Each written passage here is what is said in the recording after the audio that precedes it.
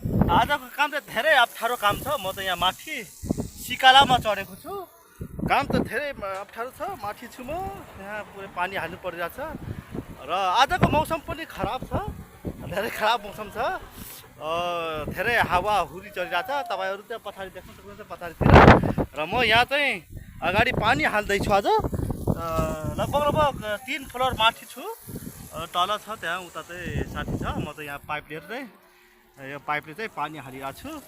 धेरै समस्या छ, काम गर्दालाई धेरै अप्ठ्यारो छ।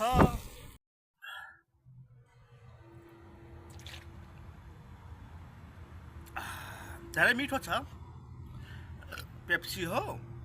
पेप्सी चाहिँ कहिलेकाहीँ चाहिँ खानुपर्छ। हर घुटमा स्वाग हुन्छ नि त पेप्सीमा।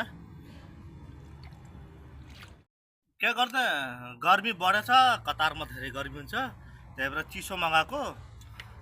लगभग लगभग चिसो पनि आधा बोतल थियो। आधा बोतल चाहिँ अरूलाई खानालाई दिएको, और आधा बोतल चाहिँ मैले चाहिँ खाइरहेको छु।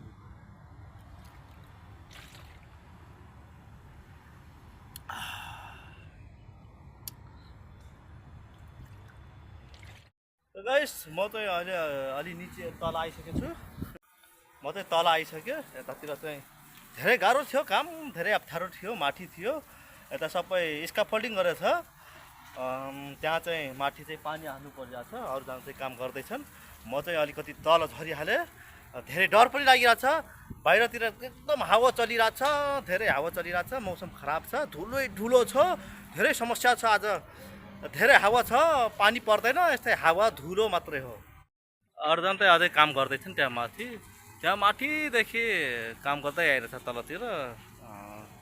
3 फ्लोरको बिल्डिङ छ, त्यहाँ चाहिँ सबै स्काफोल्डिङ गरेछ। यस्तो छ परदेशमा, साथीहरू पैसा तिर्दैछन्। यस्तो स्काफोल्डिङको काम पनि गर्नुपर्छ, पैसा तिर्नुपर्छ। उतातिर एकदम देख्न सकिरहेछ, त्यहाँ हाइवेहरूमा गाडीहरू चलिरहेछ, तर धुलोले केही देखिरहेको छैन। हावा धुलो धेरै छ, उतातिर घरहरू छ, तर केही देखिरहेको छैन। धेरै मौसम फोहोर छ आज, एकदम धुलै धुलो छ। पुरै खराब मौसम भइसकेको छ। यहाँ काम गरेर खानु ल, यहाँ चाहिँ काम गर्छ। मैले पिठा बन्दैछ, यहाँ चाहिँ सुकी काम गर्दैछ।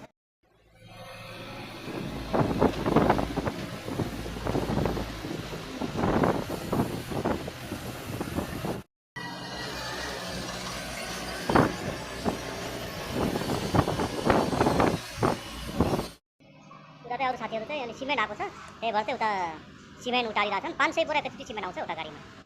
पुरै हावा चलिरहेको छ यहाँ, एकदम धुलै धुलो छ। पुरै हावा चलेर धुलै धुलो भएर कामै गर्न मन लागिरहेको छैन। पुरै आँखाभरि धुलै धुलो। यो खाडीमा यस्तै दरममा पानी भ्याइसक्यो त, यो दरम चाहिँ फुल भयो। अब अर्को दरममा चाहिँ पानी भर्नुपर्छ। यही पानीले सबैतिर काम गर्नुपर्छ। पानी छिटो छिटो भ्याउँछ, एक ट्याङ्कर मात्र आउँछ। यहाँ चाहिँ यो राखेको छ जेसिबीहरू भाडामा ल्याएको, भरिँदैछ, एकछिनमा भरिन्छ यो पनि। जिन्दगी यस्तै छ, धुलो माटोमा चलिरहेछ जिन्दगी।